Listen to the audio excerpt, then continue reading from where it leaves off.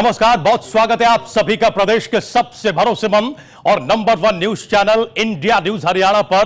मैं हूं राजीव रघुनंदन। प्रदेश की मनोहर लाल सरकार का पहला बजट कुछ ही घंटों में हमारे आपके सबके सामने होगा। सत्ता में आने के बाद से ही खट्टर सरकार लगातार पिछली कांग्रेस सरकार पर आर्थिक गड्ढे खोदकर जाने का आरोप लगाती रही है। बजट से पहले बीजेपी लगातार 2 श्वेत पत्र ला चुकी है। श्वेत पत्र के जरिए सरकार ने कांग्रेस शासन के दौरान हुई आर्थिक गड़बड़ियों का हवाला देकर प्रदेश की खराब आर्थिक हालात को सामने लाने की कोशिश की। करीब 80,000 करोड़ के कर्ज तले दबे हरियाणा में बीजेपी सरकार के पहले बजट से उम्मीदें भी कर्ज जितनी ही बड़ी है, यानी बहुत ज्यादा है। किसान अपनी फसलों में हुए नुकसान के बाद सरकार से राहत की उम्मीद लगाए बैठा है, तो गरीब तबका भी खट्टर सरकार से जादू की उम्मीद कर रहा है। अतिथि अध्यापक हो या फिर कंप्यूटर शिक्षक या फिर सर्व कर्मचारी संघ, सभी सरकार से खरा उतरने की गुहार लगा रहे हैं अपनी अपनी उम्मीदों को लेकर। सदन में प्रधानमंत्री की प्रेरणा लेने की बात कह चुके मुख्यमंत्री खट्टर अगर बजट में भी केंद्र सरकार से प्रेरणा लेते दिखाई देते हैं तो कोई बड़े आश्चर्य की बात नहीं होगी। कई बड़े फैसले आज के बजट में शामिल हो सकते हैं। वैट दरों और डीजल के दामों में की गई वृद्धि पर पहले ही सरकार निशाने पर है। ऐसे में क्या किसी तरह की राहत के साथ आज सरकार बजट लेकर आती दिखाई देगी? हरियाणा में बिजली के क्षेत्र में सुधार करना एक बड़ी चुनौती है और यह बड़ा सियासी मुद्दा भी रहा है। अभी तक कोई स्कीम लागू नहीं हो पाई है। बिजली बिलों के बकाये की वसूली की भी कोई रणनीति अभी तक हमारे प्रदेश में नहीं है। इस सब के अलावा उद्योग जगत को भी राज्य सरकार से काफी उम्मीदें हैं। भारी कर्ज तले दबी मनोहर लाल की टीम किस तरह के चेहरे पर राहत की रंगत लाती है, किस किस के चेहरे पर राहत की रंगत लेकर आती है, यह देखने वाली बात होगी। लेकिन हम अपने दर्शकों को ही बता दें कि आपके अपने चैनल इंडिया न्यूज हरियाणा ने विशेष इंतजाम किया है। बजट से पहले क्या उम्मीदें हैं, यह हम जनता के साथ साथ स्टूडियो में अपने पैनल के साथ देखेंगे। अक्सर यह कहा जाता है जब भी हमारे देश या प्रदेश में बड़े मैंडेट की सरकारें बनती रही हैं, तब जो आर्थिक विशेषज्ञ हैं वो ये उम्मीद करके चलते हैं कि सरकार या सरकारें कोई ठोस कड़ा फैसला लेंगी प्रदेश या देश को आर्थिक पटरी पर लाने के लिए। लेकिन हम देखते ये हैं कि ज्यादातर जो स्थिति है वो ढाक के 3 पात रहती है। सरकारें पॉपुलिज्म की तरफ ज्यादा बढ़ती दिखाई देती हैं, कोई ठोस फैसला नहीं लेती हैं। आज हम देखेंगे कि पूर्ण बहुमत के साथ ऐतिहासिक सरकार बनाने वाली बीजेपी क्या कोई ठोस मुकम्मल बजट पेश करती है जो रियलिस्टिक भी हो, फ्यूचरिस्टिक भी हो, और सबसे बड़ी बात, जिस नारे को देकर यह सरकार सत्ता में आई, अच्छे दिन आने वाले हैं। आज किसके कैसे अच्छे दिन आएंगे? हमारे साथ एक बड़ा लंबा चौड़ा पैनल मौजूद है, चंडीगढ़ से भी, दिल्ली से भी। हम जरा समझने की कोशिश करेंगे कि सरकार शिक्षा को क्षेत्र को कैसे टैकल करेगी, क्या चुनौतियां हैं, क्योंकि हरियाणा शिक्षा में पिछड़ा हुआ है। यह सरकार जो तब विपक्ष में थी लगातार घेरती रही कांग्रेस पार्टी को कि साहब शिक्षा को आपने सिर्फ व्यवसायीकरण किया, केवल बिल्डिंगें बना दी, लेकिन एजुकेशन में हम सबसे नीचे हैं। किसानों के हालात किसी से छिपे हुए नहीं है, चाहे खाद का मसला हो या फिर समर्थन मूल्य की बात हो। किसान सरकार की ओर से टकटकी लगाए बैठा है। महिला सुरक्षा का मामला एक बड़ा मुद्दा है हमारे प्रदेश में। हर दूसरे तीसरे दिन बलात्कार की खबर सुर्खी बनती है, अखबारों और टेलीविजन चैनल के फ्रंट पर दिखाई देती है। महिला सुरक्षा को लेकर हमारी सरकार कितनी संजीदा दिखाई देती है। प्लस एक और सवाल है, वो उद्योगों को लेकर है। जो हमारे यहां परंपरागत उद्योग थे वो धीरे धीरे कमतरी की तरफ बढ़ रहे हैं, उनके लिए सरकार क्या कुछ करती है, औद्योगिकीकरण को किस तरह से बजट में बढ़ावा देती है, इस सब पर हम लगातार चर्चा करेंगे। आपके अपने चैनल ने विशेष इंतजाम किया है, इसलिए गुजारिश हम ये करते हैं कि आज कम से कम इंडिया न्यूज हरियाणा छोड़कर कहीं जाइएगा नहीं।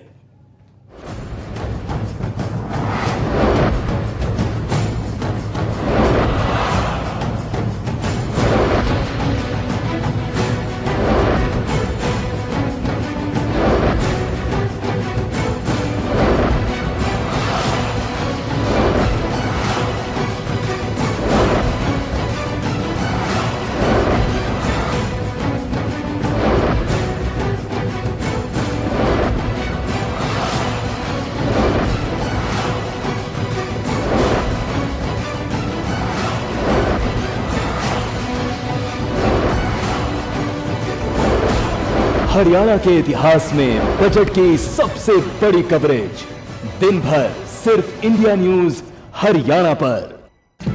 तो हरियाणा के इतिहास में, हरियाणा के टेलीविजन इतिहास में सबसे बड़ी कवरेज लेकर आपका अपना चैनल इंडिया न्यूज हरियाणा मौजूद है और हमने दिल्ली स्टूडियो में एक खास पैनल यहां तैयार किया है। हम हर एक क्षेत्र की चुनौतियों, बारीकियों और सरकार की उम्मीदों पर यह चर्चा करेंगे। हम जल्दी से परिचय करा दें, हमारे साथ जयकांत मिश्रा जी हैं। जयकांत मिश्रा जी कृषि विशेषज्ञ हैं और प्रदेश में कृषि के क्या हालात हैं इस पर उनकी रिसर्च लगातार चलती रहती है। जयकांत जी, बहुत स्वागत इंडिया न्यूज हरियाणा पर। हमारे साथ मशहूर शिक्षाविद केएल कौशिक साहब हैं।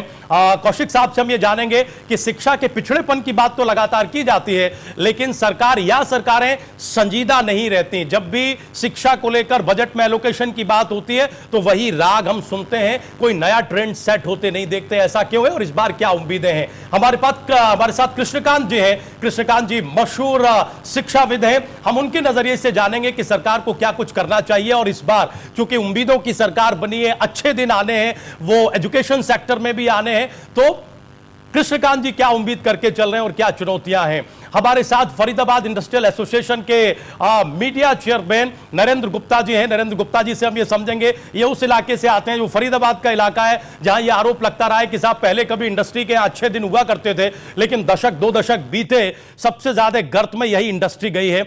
इस बार चूंकि इस इलाके ने सरकार को जबरदस्त मैंडेट दिया है, इनकी उम्मीदें कितनी पूरी होती हैं और क्या व्यवहारिक दिक्कतें हैं? भारतीय जनता पार्टी के प्रदेश प्रवक्ता नेता जो आर्थिक जानकार भी हैं, हमारे साथ रमन मलिक साहब हैं। मलिक साहब से हम ये जानेंगे कि इतनी सारी उम्मीदों का बोझ किस तरह से सरकार उठाएगी और आज कैसा बजट आने जा रहा है, रियलिस्टिक या फिर फ्यूचरिस्टिक? और हमारे साथ सुमन दहिया जी हैं, तेज तर्रार नेता है और इस वक्त प्रदेश महिला आयोग की उपाध्यक्ष हैं और पिछले 1.5-2 महीनों में हम लगातार देख रहे हैं कि जो महिला मुद्दे हैं उन्हें लेकर इनके दौरे लगातार जारी हैं और समय समय पर अपनी बात भी सरकार के सामने रखती रही है। लेकिन प्रदेश में महिला आयोग है किस हालत में, यह भी किसी से छिपा हुआ नहीं है, न स्टाफ है न दफ्तर है। ऐसे में महिला सुरक्षा की जो बात सरकार या फिर पार्टी के प्रतिनिधि करते हैं वो थोड़ी सी बेमानी ही साबित होती हैं। और हमारे साथ बहुत ही सम्मानित कांग्रेस पार्टी के वरिष्ठ नेता कैप्टन अजय यादव साहब मौजूद हैं और कैप्टन साहब की मौजूदगी हमारे लिए इसलिए खास है क्योंकि उन्हें तजुर्बा है पिछले कई बजट पेश करने का। कैप्टन साहब, बहुत स्वागत इंडिया न्यूज हरियाणा पर आज की इस खास कवरेज में। सबसे पहले हम जयकांत मिश्रा जी के पास आएंगे। जयकांत मिश्रा जी, अभी तो सिर्फ उम्मीदों का सवाल है, आज के बजट में किसान क्या उम्मीद करके चले? थोड़ी बहुत राहत मिलेगी या फिर जब हम पोस्ट बजट डिस्कशन कर रहे होंगे तो यही देख रहे होंगे कि ये देना चाहिए था, वो नहीं दिया, संवेदनशील नहीं है और गंभीरता दिखानी चाहिए थी वगैरह वगैरह? देखिए, बिल्कुल हरियाणा की जनता जो है वो सरकार से बहुत उम्मीदें लगाई होंगी और जो 10 साल सरकार कांग्रेस की रही है उनसे ज़्यादा अपेक्षा भी होंगी, क्योंकि अभी क्या है कि इस बार जो सरकार आई है ये बहुत ख्वाब लेकर के आई है और मोदी जी खुद इसका जो है जिम्मेदारी लेकर के हरियाणा में कई बार गए और कहे थे कि हरियाणा की सरकार, हरियाणा की शिक्षा, हरियाणा की बेटियों के लिए, हरियाणा के बच्चों के लिए, हरियाणा के इंडस्ट्री के लिए, हरियाणा के लोगों के लिए एक बेहतर विकल्प होकर के भारतीय जनता पार्टी आएगी। तो ऐसा उम्मीद तो है, लेकिन किसान किस रूप में देखता है? किसान इस रूप में देखता है कि उसे बिजली मिले। कल से हम देख रहे हैं कि बिजली के दाम भी बढ़ गए और बिजली वहां पे अवेलेबल नहीं है। कल से ये देख रहे हैं कि शिक्षा के ऊपर कितनी नीतियां इनकी बनी और उसके ऊपर इन्होंने कितनी पहल की।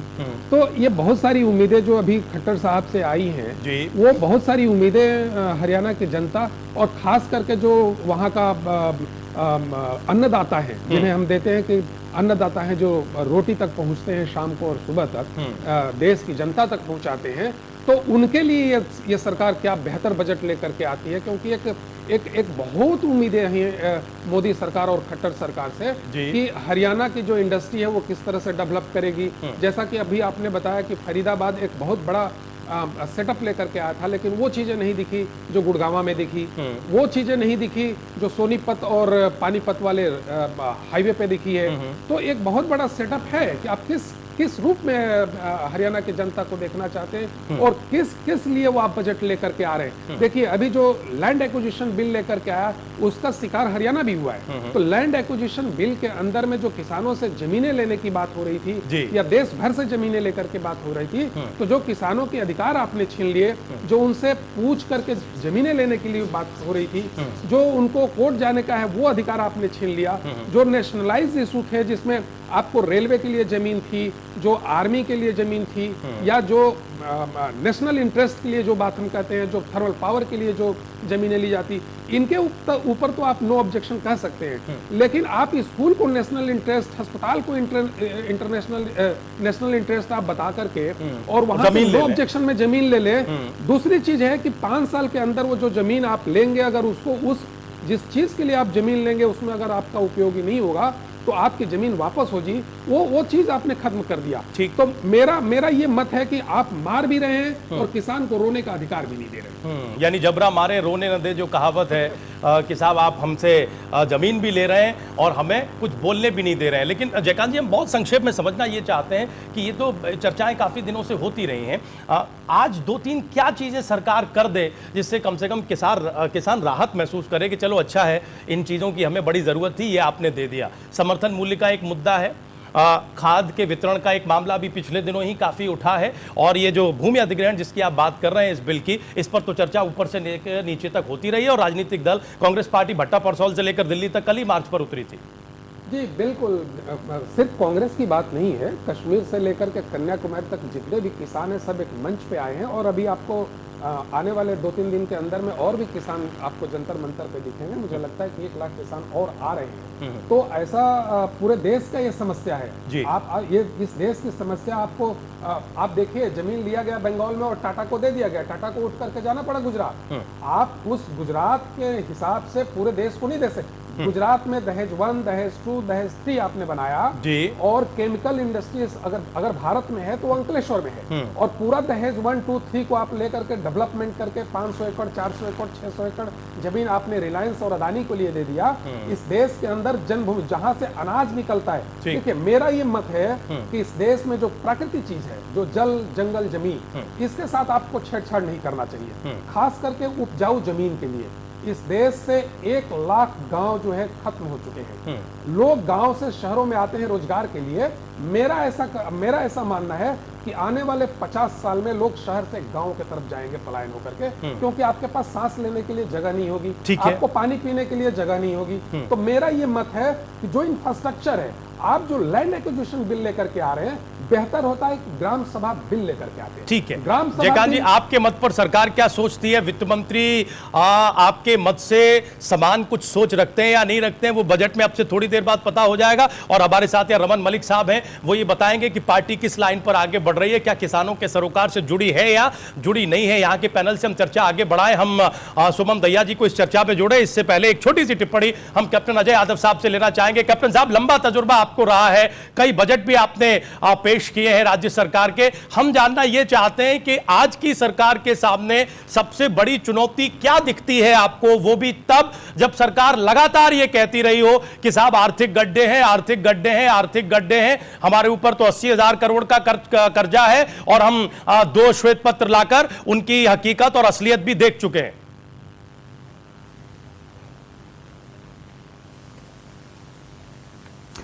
देखिए, जहां तक सवाल है कि हमने गड्ढे करके चले गए, मैं आपको बताना चाहूंगा, जब लोकदल की सरकार थी जी, उस वक्त जो बजट पेश किया था 2004-05 का, वो मात्र 2600 करोड़ का था जी, और मैंने जो पहला बजट पेश किया 2005-06 में जी, वो 16,000 करोड़ का था। सिर्फ प्लान का बता रहा हूं मैं, इनका प्लान का बता रहा हूं। अगर मैं जोड़ता हूं अपने हमारे दूसरे हमारे जैसे हमारे दूसरे हमारे हैं, तो उसका 35,000 हो जाता है। जैसे आपकी जितनी हमारी जो कॉर्पोरेशन उनको जोड़ते हैं 35,000 करोड़ का हो गया था। तो मेरा कहने का मकसद ये है, हमने कोई गड्ढे नहीं किए। दूसरा फिजिकल डेफिसिट है वो 3.6 तक का रखा था, वो हमने 3.2 रहा हमारा जी, और हमारा जो लोन था वो ये कह रहे हैं कि हमने लोन बहुत दे लिया, हमने विद इन जो लिमिट है उसमें लिया। और जो हमारा आप जीडीपी ग्रोथ है वो 18% था, जबकि मैक्सिमम इनके गुजरात में जीडीपी जो डेफिसिट था वो 22 के ऊपर था, इनका फिजिकल डेफिसिट था। तो मेरा ये कहना है, हमारा मेन हमारा जोर था वो था कि भी हम इंफ्रास्ट्रक्चर को इम्प्रूव, हमने बहुत सारे ब्रिजेस बनाए, जितने ब्रिजेस 2005 तक बने उतने ब्रिजेस से ज्यादा हमने 10 साल में हमने बनाए। हमने जो है पावर प्लांट हमने लगाए, करीबन 5000 हमने मेगावाट की हमने पावर प्लांट हमने लगाए, उसके लिए लोन लिए, हमने यूनिवर्सिटी बनाई, हमने मेडिकल कॉलेजेस हमने बनाए, हमने जो है रोड्स को वाइडन किया, हमने जो है मानेसर में जो है आईएमटी है, आपका सोनीपत के अंदर राई में आईएमटी है, उसके अलावा जो है अपना खरखौदा में आईएमटी है, बावल में जो आईएमटी उसको हमने इंप्रूव करने की बात करी। तो हमने जो पैसा लगाया वो इंफ्रास्ट्रक्चर में लगाया। इनका ये जो श्वेत पत्र है, जो इसे कहते हैं कि हमने जो है गड्ढे करके गए थे, ये काला पत्र है, मैं पहले भी कह चुका हूं। अब इनको ये सोचना चाहिए कि किस प्रकार से हेल्थ सेक्टर है, जिसके बारे में इनके मंत्री स्वयं कह चुके हैं कि मात्र केवल 2%, उसमें इनको ज्यादा पैसे रखने चाहिए। उसके अलावा हमारे जो प्राइमरी स्कूल्स हैं उनकी बिल्डिंग जो जिनकी जो जर्जर हालत हो रही है उसके बारे में थोड़ा बजट रखें। मेरा ये मानना है हमें मंत्री जी से, और विशेष रूप से जो किसान हैं, वो जो मिनिमम सपोर्ट प्राइस है, आप जानते हैं यूरिया जो है किसान को नहीं मिला जी, और अभी जो है आपदा आई, केवल 10,000 रुपए कंपेंसेशन रखा। तो मुझे उम्मीद है कि जो कंपेंसेशन है कम से कम ये 20,000 का घोषणा करेंगे। और इसके अलावा अगर आप देखेंगे आपके जो पंजाब के अगर पे स्केल्स के बारे में इन्होंने कहा था, तो पंजाब के पे स्केल्स के बारे में बराबर हमारे एम्प्लॉयज आप पे नाम है, लैंड एक्विजिशन के मामले में हमारे किसान आप पे नाम है। तो चुनौतियां बहुत हैं इनके सामने। तो मेरा ये मानना है कि इनको हर वर्ग को, चाहे हमारे इंडस्ट्रीज के लोग हों, अब जहां तक फरीदाबाद की बात है जी, इनकी जो रोड थी सोना से लेकर और अपना गुड़गांव तक वो इतनी खराब थी, हमने रिलायंस को देकर उस रोड को हमने इतना अच्छा बना दिया है कि हमारे जो इंडस्ट्रीज वाले हैं वहां पर फायदा हुआ लोगों को। वरना तो सोना से अगर गुड़गांव तक आया करते थे, इतने गड्ढे हुआ करते थे, हमने टाटा को दिए, रिलायंस को दिया हमने, और हमें 200 करोड़ रुपए की रॉयल्टी मिली हमें। तो मेरा ये कहना है कि हमारी सरकार ने कुछ काम नहीं किया, काम हमने किया। ये हो सकता है कि केवल मात्र 3 जिलों में थोड़ा ज्यादा काम हो गया, लेकिन ओवरऑल अगर लेकिन कैप्टन साहब जब आप खुद ये मानते हैं, कैप्टन साहब जब आप खुद ये मानते हैं कि चुनौतियां इनके सामने बहुत ज्यादा हैं, ये इसी बात को तो कहते नहीं थकते हैं कि चुनौतियां हमारे सामने हैं, लेकिन वो हैं आपकी दी हुई।